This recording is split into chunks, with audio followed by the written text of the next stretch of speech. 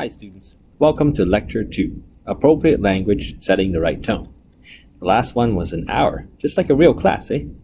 This time, hopefully the lecture will be a lot shorter, for both our sakes.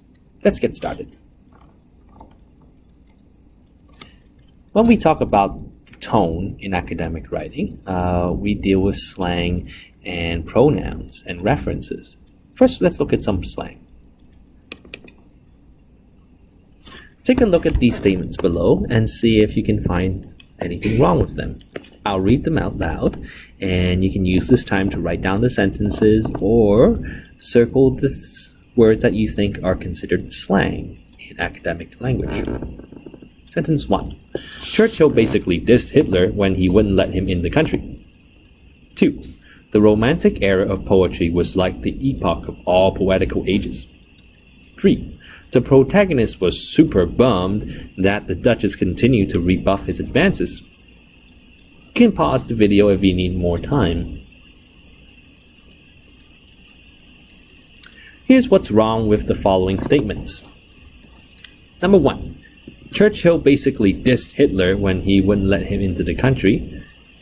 If you have circled or underlined the word basically and diss as slang, you are correct. This means disrespected. And basically, when you use basically in a sentence, it is considered slang unless you use it in a way to talk about something that is basic. Here, it's used as saying, oh, Churchill disrespected Hitler when he didn't let him into the country. So a good practice is to find academic words like such as disrespected that would be replacing the word dissed. 2. The Romantic era of poetry was like the epoch of all poetical ages. If you have trouble with the words romantic or epoch, you can check these in the Longman Dictionary. Now, if you have chosen was like as the slang, you are correct.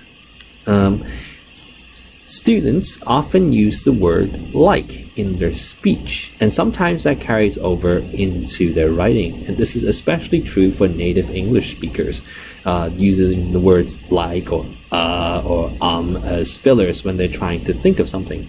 In this case, the word like is used to exaggerate a point or to vaguely talk about a point. One way to correct this sentence is to just remove the word like altogether. So the sentence becomes, the Romantic era of poetry was the epoch of all poetical ages. If you're not sure whether the Romantic era was considered the epoch of poetical ages, epoch being, the major period of time, you can use was perhaps or was considered. These carry different meanings. Perhaps is similar to maybe, and considered is similar to the word thought as. So those are more academic words that you can use with was. But was is just fine. Last sentence. The protagonist was super bummed that the Duchess continued to rebuff its advances. Here, you can check the dictionary for rebuff if you need to. Duchess is a woman of royalty who is in charge of a portion of land in a country. But anyway, if you have chosen the words super bummed as slang, you are correct. You hardly use the word super unless it refers to something that is part of the name, like a superconductor. And bummed refers to an emotion or a reaction, like sad or saddened or disappointed, dejected, and so on. So is an illustration or a case where vocabulary is important, and a good way to build vocabulary is to read books and check new words in the dictionary, and even just finding new words to learn and practice writing sentences with. This way, you will improve your academic writing with a larger vocabulary and avoid slang that you learn from everyday speech. So the sentence might read, the protagonist was saddened or disappointed or dejected that the Duchess continued to rebuff his advances. Now, you may be very tempted to use the word very, but we had an article yesterday that talks about avoiding the word very. One way to do this is to use an adjective that already describes a very form of the adjective. So sad can be adjusted with degrees, so like very sad or extremely sad. So one way is you can change the adverb from very to extremely, as an example, or you can use an adjective like this, disappointed or dejected, which already means either very, very sad or sad in a way that, oh, you're expecting something but it didn't go the way you want. So here are two ways, either changing the adverb or using a stronger adjective to describe the emotion or the meaning of the sentence. Again, you have slang that tries to describe things that you can use with academic words. Avoid the slang. Next, we're going to talk about pronouns and what it refers to. And now we're going to use an example of male and female gendered pronouns. Here's a list of male gendered pronouns. Take a look at them and see if you can find anything wrong with these in Western academic writing. We have policeman, mankind, businessman, salesman, spokesman, and Spider-Man in question marks. What do you think? You can pause. Alright, here's the answer. Each of these words has the word man in it. Even Spider-Man, but we'll look at that later. In academic writing, we try to use names or nouns that are gender neutral. It kind of means unisex, that can refer to a man or a woman. So, for example, a policeman would become a police officer. Officer can be male or female. Mankind could be humankind or the human race. Human refers to both male and female, even though it has the word man in it. It's human. Next, businessman can be a business person or a person who does business. Person being the gender neutral noun here, male or female. Sales person or sales rep, which is short for representative. Someone who sells things. Spokesman would be spokesperson. And Spider-Man is interesting because it refers to a character whose name is Spider-Man. And Spider-Man is a man, so there's no need to change this one. Just keep it as Spider-Man.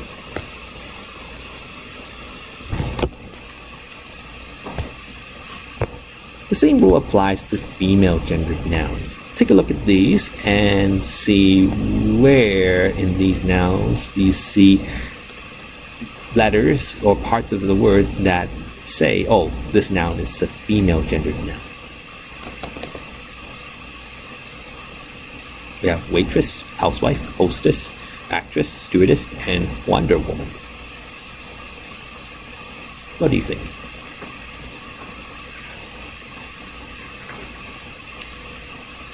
Here's the answer. For waitress, we have ESS or RESS, wife. It's a female spouse. Hostess, actress, stewardess.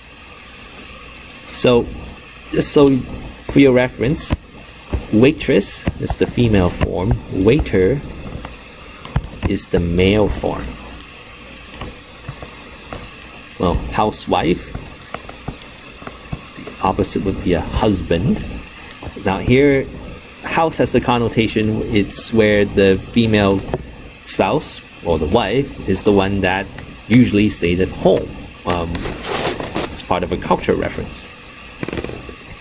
Hostess, the opposite would be host. Actress, opposite gender would be actor. Stewardess would be steward. Some points of reference there.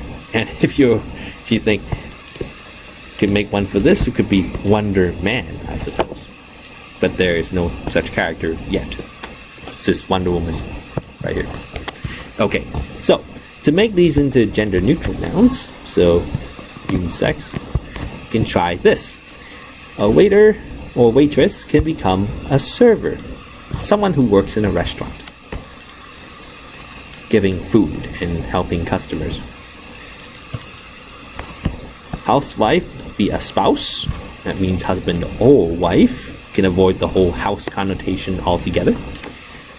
Hostess, you can use host if you want. This could be male or female.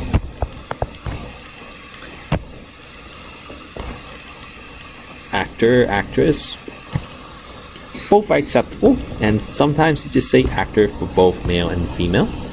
But for actor and actresses, well, since you see their face on TV and you see them act on TV or media, it is perfectly fine to use actress when referring to a female. Stewardess, though, is someone, let's say, who works in the plane. We use a more specific term, like flight attendant. This way, attendant is both male or female, and it talks about where they're working at, which is in a plane that flies. Wonder Woman is like Spider-Man because it refers to a female character in the DC universe. Why Spider-Man is Marvel, but I digress. So we keep Wonder Woman, and there's no Wonder Man. Now, continuing with pronouns, not only can we have gender nouns, we also have gender pronouns as well as singular and plural nouns. Here's a problem that you could have. When you use singular pronouns,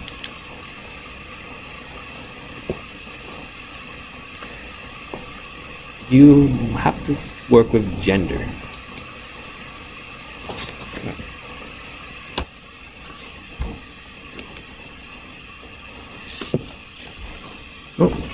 Back to this. So, when we work with singular pronouns, we would have gender pronouns. So, singular nouns, you would have to use gender pronouns. And here are some examples.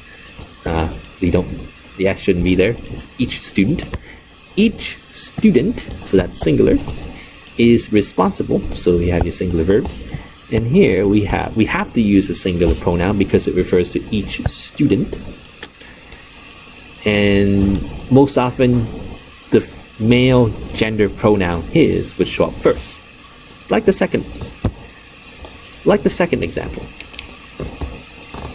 Here you have student, his, one, and then his. One has his own way of dealing with things. And here we have you, and you have matching here, your. So the first two, because you're using a singular third person, like he, she, or it, the pronoun must match using he, she, or it. And these have to be gendered unless you're using it. But we're talking about people. There's a way to change this, and we're going to look at that right here. You is interesting because you can be singular or plural. Sometimes you don't know. Just by reading. You have to read the sentences before, after, or understand the context to understand if the person is talking about a singular you, like one person, or plural you, like a group of people. In these cases, you, thankfully, is gender neutral, but he, she, or she is not. So, To deal with this problem, here's a solution. You can change the pronouns and the nouns into plural nouns and pronouns. And it looks like this. The meaning of each sentence is the same, so sentence 1 is sentence 1. To match the meaning, sentence 2 matches sentence 2, and sentence 3 matches with sentence 3. The only thing that's changed is the noun and pronoun. So each student becomes students. Is becomes are, and then his becomes their, because students and their match. Sentence 2, students, 1, refers to students. His own way is now their own way, and the way changes too because each student has their way, and together students have ways of approaching things, dealing with things. This is a paraphrase of approaching hardships. Finally, you, in this case plural, you, would match with all students. Again, your would match there because now we're talking students in the third person plural. Style becomes styles of writing. So just a note, when you're changing nouns and pronouns from singular to plural, make sure you match the verbs and other nouns that are related to it too.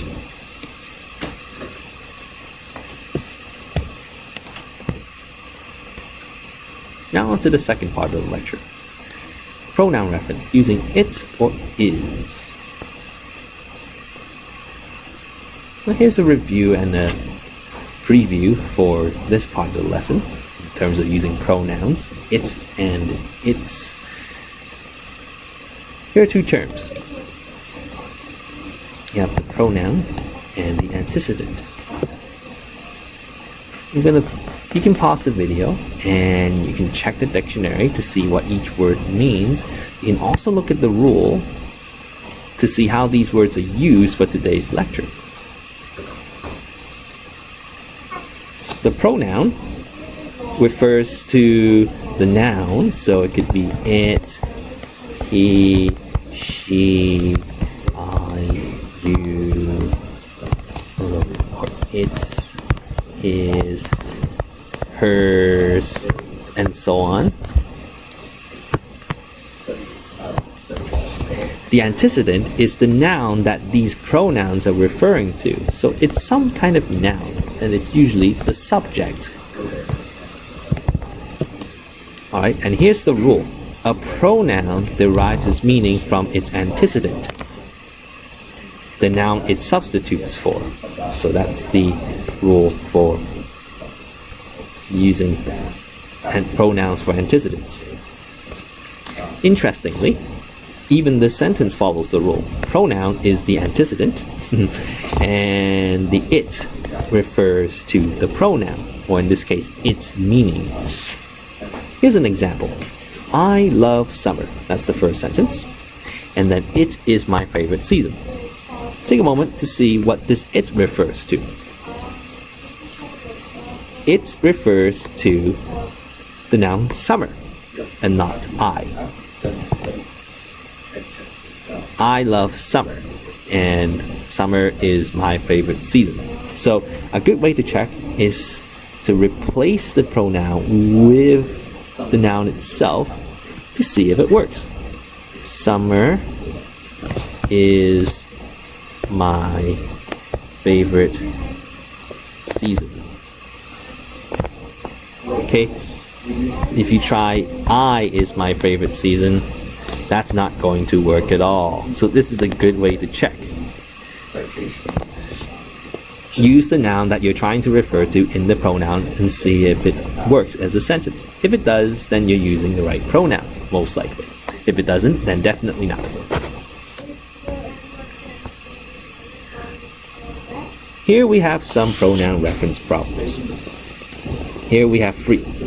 The first one says there's more than one possible antecedent. The second one says it has an implied antecedent. And the third one says there's too much separation between the antecedent and the pronoun. Let's take a look at each one. For the first problem, when you have more than one antecedent, it means that there's more than one noun that the pronoun can refer to. Let's read the sentence. To keep the birds from eating the seeds, soak them first in blue food coloring. How many nouns do you see? You see birds and you see seeds. Both are plural nouns. Where do you see the pronoun? Them. So, which one of these do you think the pronoun is referring to? Is it the birds or the seeds? If you said seeds, that's correct. Try replacing it. To keep the birds from eating the seeds, soak the seeds first in food coloring. That makes more sense than saying soak the bird first in food coloring. So, when you have more than one possible antecedent, it can be confusing, and a good way to check is to replace the pronoun that you want to use with the noun itself, the seeds, instead of the birds. Number 2, implied antecedent. 2 sentences as an example. First one, it says in the newspaper that the economy will improve soon. Where is the pronoun here? That's it. And we have nouns to check. Was it the newspaper or the economy that this it refers to? And it turns out to be neither.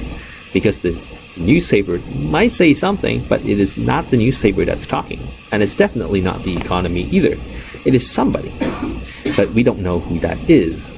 In this kind of writing, it is recommended that you avoid using the word it says or, it means this. Rather, you can use specific things like this author said or write the author's name. So, I don't know, use Antonio says newspaper, the economy says in the newspaper that the economy will improve soon. Or you can just talk about the newspaper itself. The newspaper says that the economy will improve soon. Let's try the second sentence. Many children begin reading on their own by watching TV, but this should be discounted in government policy. This is the pronoun. The first part of the sentence, this clause is fine. We don't need to look at this right now. So we have government policy as the noun. But that is not what should be discounted. No.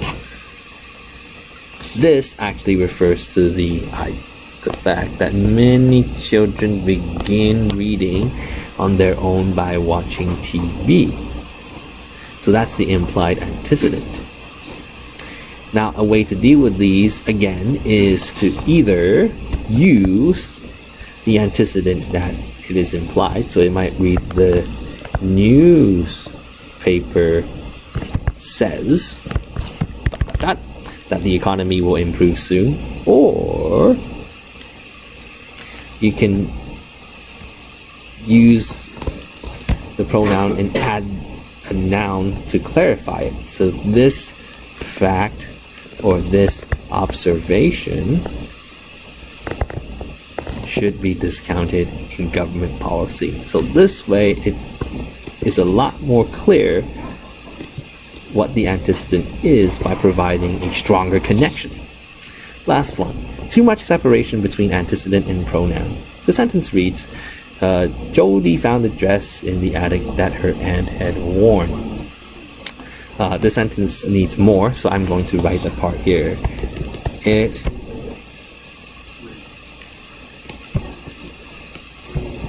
meant so much to her.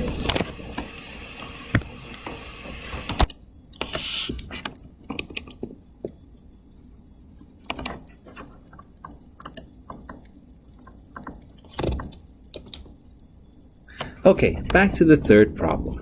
Too much separation between antecedent and pronoun. And the sentence reads again, Jody found a dress in the attic that her aunt had worn. Now we need a pronoun in here, so I'll add something. It was very old. There you go.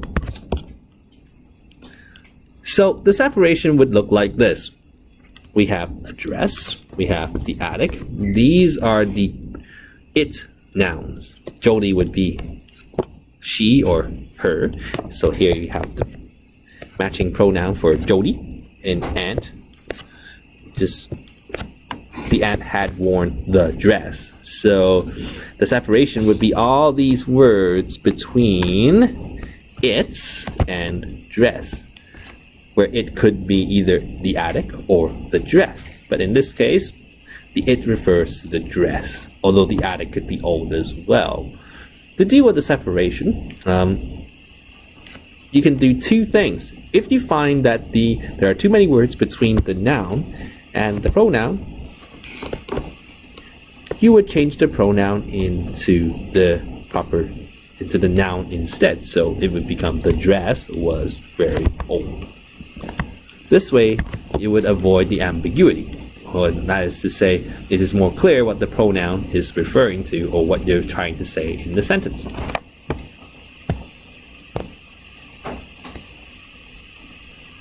So here are some practice sentences that you can take a look to see if you need to change its pronoun or to change the noun into a gender neutral noun, or if you see, oh, I need to find the right pronoun for the antecedent. Let's take a look at these sentences. I'm going to read them out loud, and you can take the time to write the sentences and circle the errors and make the corrections. You can pause to give yourself more time. Here we go. Number 1.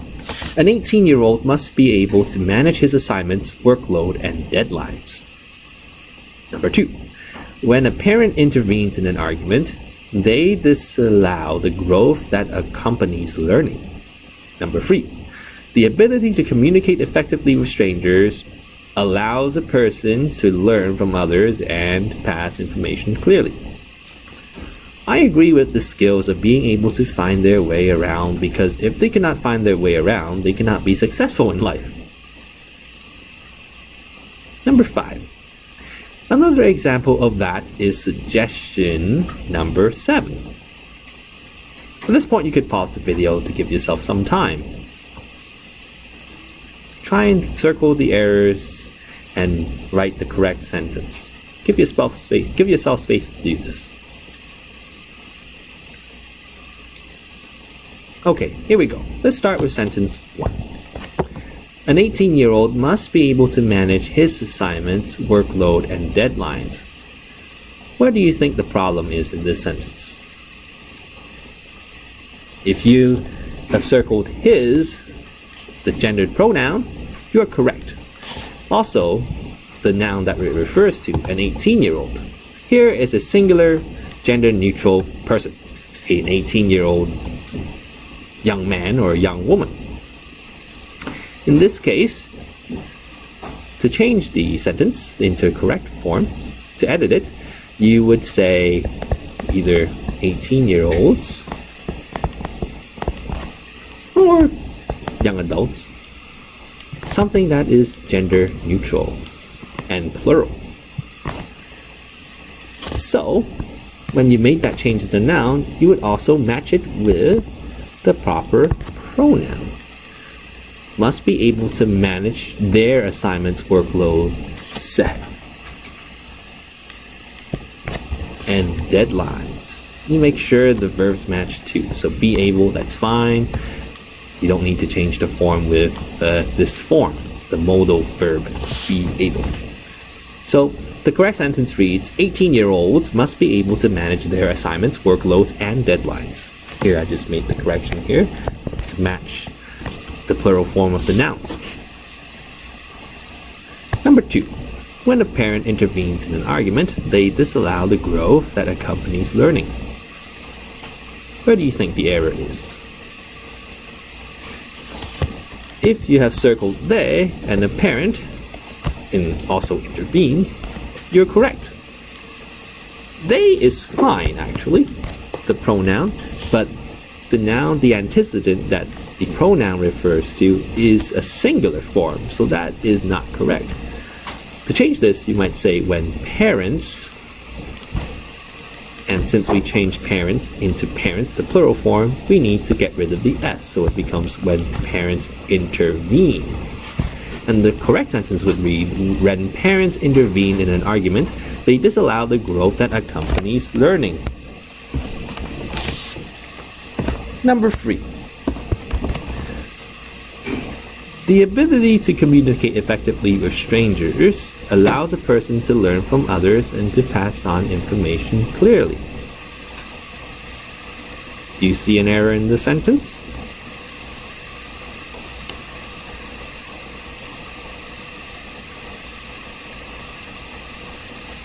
If you couldn't find one, you're actually right. Take a look. The ability to do something, so the subject here is ability, and that's singular. It's a singular subject, and it matches with the singular noun. Singular verb form of allow, which is allows, singular third person. So the ability allows a person to learn from others and to pass on information clearly. So that's actually correct. Number 4. I agree that with the skills of being able to find their way around, because if they cannot find their way around, they cannot be successful in life.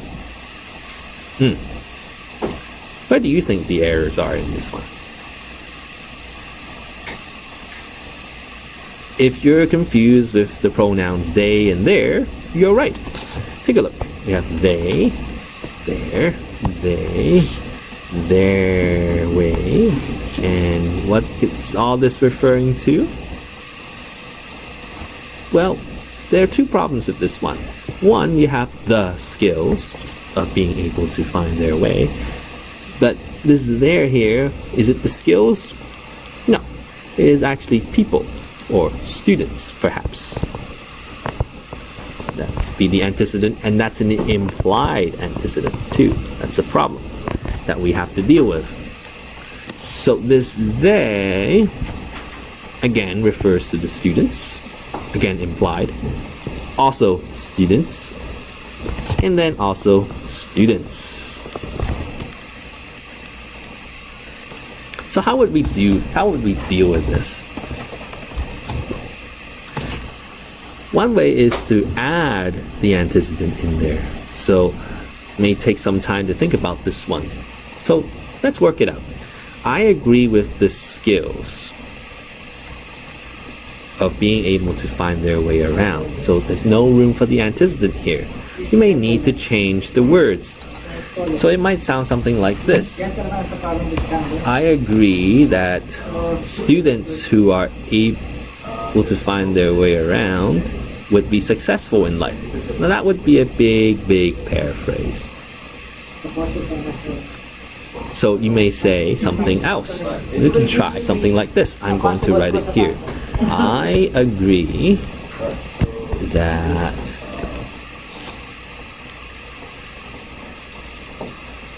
the skills of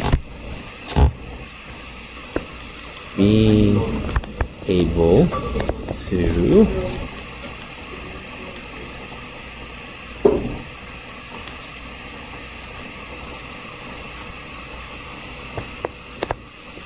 find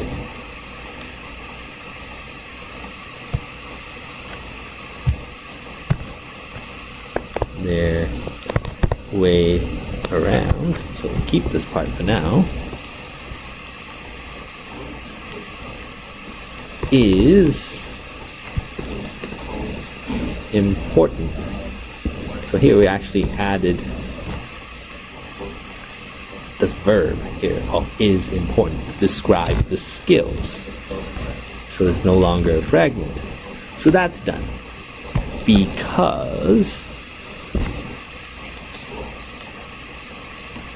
if students, so here we go. Now we added the proper antecedent. Cannot find their way around.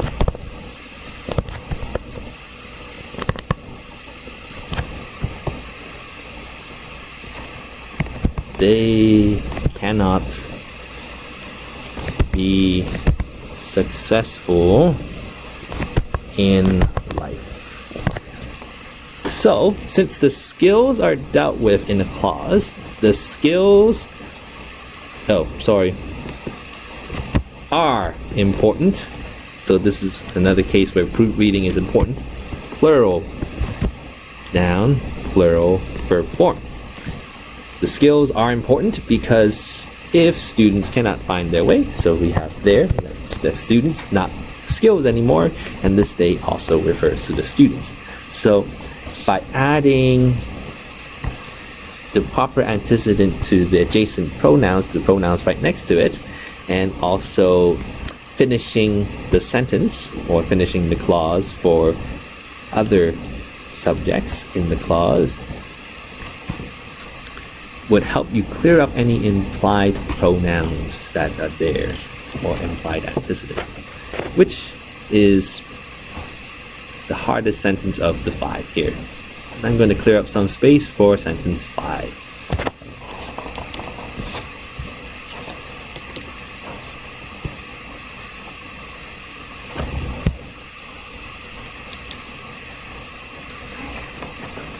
All right, Lindsay. All right, last sentence. Number 5. Another example of that is suggestion number 7. Where do you think the error in this is in this one? If you circle the word that, the pronoun, that's correct. Well, we don't know what this that is referring to. Actually, we have no clue. So you might need to say something or think of something. Another example of, I don't know, let's say, it's kind of suggestion, maybe a good suggestion, perhaps. So another example of a good suggestion is suggestion number 7, although we don't know what suggestion number 7 is either. It probably refers to a list. So the idea is we're trying to add a clear antecedent that is not implied. So you have to use words and nouns to talk about it. So when you're reading an article to summarize, you would read the article and look for the nouns and circle them and make sure that you use them in your summary and avoid using too many pronouns. So then you won't have to deal with problems such as, I'm not using like right now, implied antecedents or too many nouns between the antecedent and the pronoun, or just having too many possible antecedents in the first place. So making sure you circle the right nouns to use in your sentences is very, very useful practice to make sure your sentences are clear and appropriate. And that's it for today's lecture. And that's it for all the lectures. So that's the end. We got the references of the information that you use for pronouns, references, and appropriate language. That's it for the lectures today. You did a good job sitting through these. And I wish you the best of luck. If you have any questions, make sure you post them on the forum or you can email them to me. Write down your practices, use the computer, post your sentences online, or at least write them in the notebook somewhere for practice. The more sentences you write, the better you will become, and the better writer, thinker, and reader you will be, and the more likely you will be in succeeding in this course. I wish you the best of luck. Keep practicing, keep working. I'm here right with you to help you if you need any questions or help. Stay tuned.